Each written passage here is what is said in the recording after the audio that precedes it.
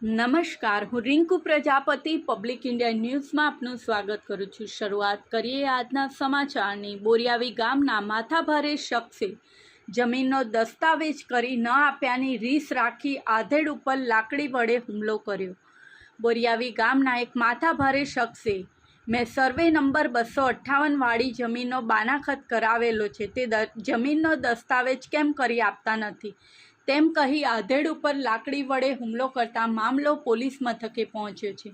આ મામલે આણંદ રૂરલ પોલીસે હુમલાખોર વિરુદ્ધ ગુનો નોંધી કાયદેસરની કાર્યવાહી હાથ ધરી છે।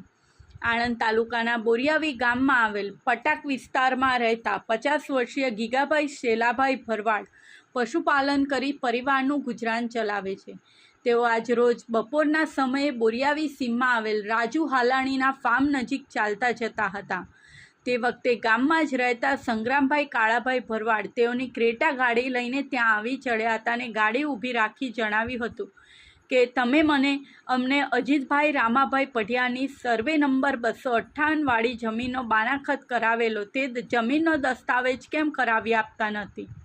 તે વખતે ગીગાભાઈએ કહેલ કે સર્વે નંબર 258 વાળી જમીનમાં 15 ગુઠ્ઠાની જગ્યાએ 58 ગુઠ્ઠાનું બાનાખત તમે કરી લીધેલ છે, જે યોગ્ય નથી તેમ જણાવતા આ સંગ્રામભાઈ એકાએક ઉશ્કેરાઈ ગયા હતા અને ગમે તેમ અપશબ્દો બોલી ગીગાભાઈ પર લાકડી વડે હુમલો કરી ઈજા પહોંચાડી હતી અને આ જમીનના દસ્તાવેજ કેમ કરવા દેતો નથી, તને આજે તો જીવતો છોડું છું, પણ હવે બીજે ક્યાંય જોવા મળ્યો તો તને જીવતો મૂકીશ નહીં તેમ જણાવી ગાડી લઈને ભાગી ગયો હતો।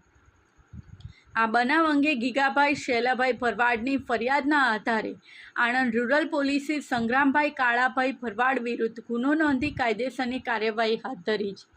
આ સાથે આજના સમાચારને અહીં સમાપ્ત કરીએ છીએ।